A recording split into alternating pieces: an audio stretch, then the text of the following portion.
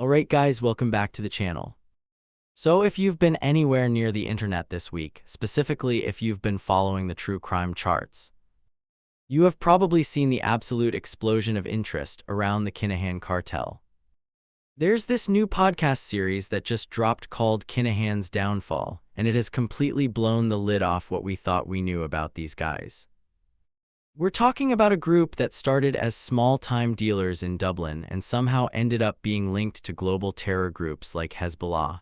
It is actually insane, but here's the thing. To really understand why this news is so shocking right now, and why the US government currently has a $5 million bounty on their heads each, you have to understand the story from the beginning. And I don't mean the wiki summary version. I mean the real story of how one guy, a man they call the Dapper Don, used prison not as a punishment, but as a university to build an empire that rivals the biggest cartels in Mexico. So grab a drink, get comfortable, because we are going deep into the rise and fall of the Kinahan Organized Crime Group. Let's rewind all the way back to the 1980s in Dublin. The city is gritty, it's rough, and in the middle of it all you have this guy named Kinahan. Now, Christie wasn't your typical street thug. He wasn't the guy smashing windows or robbing post offices with a sawed-off shotgun, although he started with scams. He was different. He was smart. When he eventually got caught and sent to prison in the 90s, most guys would just lift weights or get into fights. Christie, he learned languages. He learned Spanish and Dutch fluently while sitting in a cell. He refused early release. Think about that. He refused to leave prison early so he could finish his university degree.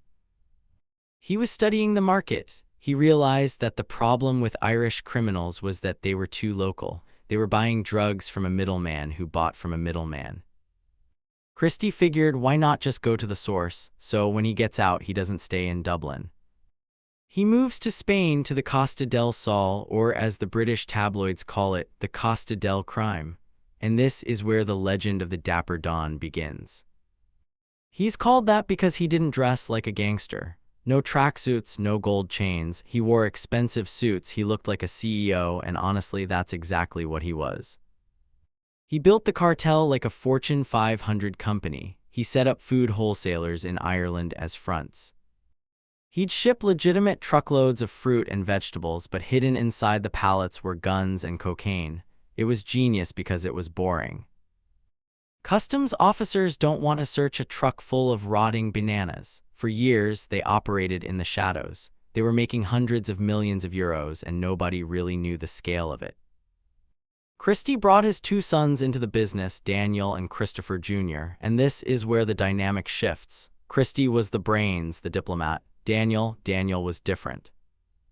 Daniel wanted to be a celebrity. He wanted to be a legitimate businessman, and this desire for fame is eventually what would destroy them. But before the fall, there was the feud. You cannot talk about the Kinahans without talking about the Hutch-Kinahan feud. This is the bloodiest gang war in European history, and it started over something so petty. See, back in Dublin, there was another family, the Hutch family, led by Jerry the Monk Hutch. The monk was an old-school bank robber, a legend in his own right, known for never harming civilians. The two families actually worked together for a while, but then a guy named Gary Hutch, the monk's nephew, who was working for the Kinahans in Spain, got accused of being a rat. Plus one, the Kinahans believed Gary was talking to the cops. They also believed he tried to shoot a Kinahan associate, so they made a deal. The families sat down, they negotiated. The Kinahans said, okay, pay us a settlement and we won't kill Gary. The Hutch family paid up. They paid 200 grand to save Gary's life. Gary came back to Spain thinking he was safe. And what did the Kinahans do? They waited. They let him get comfortable. And then, one morning in September 2015, they chased him around a swimming pool in an apartment complex and shot him dead. Plus one, that was the moment everything changed. You don't double-cross the monk, but the Kinahans thought they were untouchable. They thought they were too big, too powerful. They underestimated the old-school Dublin rage, and that leads us to the single most insane event in this entire story, the Regency Hotel attack, February 2016. Daniel Kinahan is trying to rebrand himself as a boxing promoter. He's holding a weigh-in for a big fight at the Regency Hotel in Dublin. The room is packed, media, boxers, fans, kids. Suddenly, a van pulls up outside. A man dressed as a woman and another guy in a flat cap run in, armed with handguns, but that's just the distraction. Through the front doors burst three men dressed as a police SWAT team. They have AK-47s. They are tactical, precise. They aren't police. They are hitmen sent by the Hutch faction. They storm the room looking for one person, Daniel Kinahan. It is absolute chaos. People are diving under tables, screaming. The SWAT team opens fire. Daniel Kinahan, by sheer luck, had left the room or jumped out a window just moments before. But his close associate, David Byan, wasn't so lucky. He was gunned down right there in the lobby. The shooters escaped. Now imagine being the Kinahans. You are the biggest cartel in Europe and someone just walked into your event on live TV practically and tried to execute your leader. The retaliation was nuclear. The Kinahans didn't just go after the shooters, they went after everyone. They went after the Hutch family's drivers, their nephews, their friends. It became a slaughter. But this violence brought heat, so much heat. Suddenly, the Kinahans weren't just drug dealers anymore, they were a national security threat.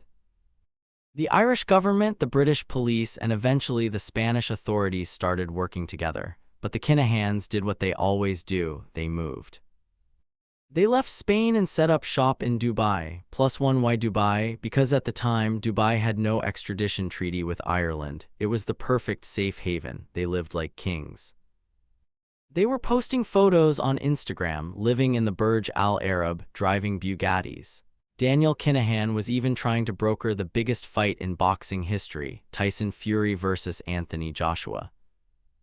I mean, think about the arrogance of that. A wanted narco-terrorist negotiating a multi-million-dollar sporting event on ESPN. He truly believed he could sportswash his reputation. He wanted to be seen as a legitimate businessman so badly that he forgot he was wanted for murder. But while they were partying in Dubai, the Americans were watching.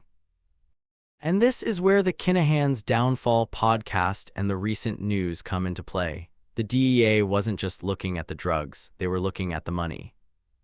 See, to move billions of dollars, you can't just use bank transfers. You need a shadow banking system. The Kinahans were using something called hawala, an ancient system of money transfer based on trust. But here is the bombshell that has everyone talking this week. The new evidence suggests they weren't just washing their own money, they were washing money for everyone. And when I say everyone, I mean everyone.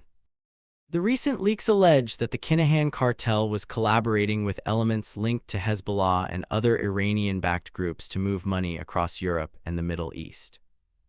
They were essentially providing a banking service for terrorists. This changed the game completely. You can be a drug dealer and the US government might put you on a list. But if you are funding terror, if you are moving money for enemies of the state, that is when the gloves come off.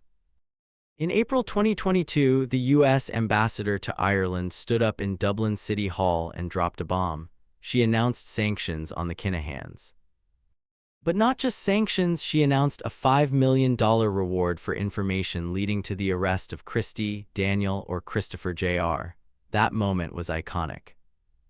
You had the photos of these three guys who thought they were untouchable celebrities in Dubai, suddenly plastered on wanted posters next to terrorists and war criminals. Their US assets were frozen. Their credit cards stopped working. Their boxing company, MTK Global, collapsed overnight because nobody could do business with them without facing US federal prison. And that brings us to today, January 2026. The walls are closing in. We know that life in Dubai isn't safe for them anymore. The UAE government, under massive pressure from the US, has frozen their assets there. There are reports that they've been trying to move. We've heard rumors of them looking at Zimbabwe, looking at Iran, trying to buy their way into a new safe haven. But the Downfall series reveals just how desperate they've become. The podcast talks about how Daniel is paranoid, moving from safe house to safe house, terrified that his own bodyguards might sell him out for that $5 million check. And honestly, They probably will. There is no honor among thieves when 5 million cash and a new life in America is on the table. But the scariest part of this update is the terror link. If it is proven that they were knowingly laundering money for terror cells to buy weapons, we aren't talking about drug trafficking charges anymore. We are talking about Guantanamo levels of heat. We are talking about the kind of Black Ops extradition where you don't get a court hearing, you just get a bag over your head and wake up in a cell in Virginia. So what happens next? The general consensus is that we are in the endgame. Kinahan is old, he's in his late 60s. He wanted to retire a billionaire. Instead, he's watching his empire crumble because his son wanted to be famous. It's almost Shakespearean. The father built the empire in the shadows and the son destroyed it in the spotlight. We are watching a slow-motion car crash of a multi-billion-dollar criminal enterprise. And the reason this video topic is blowing up right now is because everyone knows it's only a matter of time. Maybe it's next week, maybe it's next month, but soon we are going to see Daniel Kinahan in handcuffs. And when that happens, the secrets he's going to tell. That is going to bring down powerful people all over the world. I want to hear from you guys in the comments. Do you think they'll catch them in Dubai, or do you think they've already moved on? And what do you make of the Hezbollah connection? Do you think they knew who they were dealing with, or was it just business? Let me know below. And if you want me to do a part 2 where I break down exactly how the Hawala money laundering system worked, because it is fascinating and terrifying, hit that like button so I know you're interested. Don't forget to subscribe because this story is developing fast and I'll be updating you as soon as the next piece of news drops. Stay safe and I'll see you in the next one.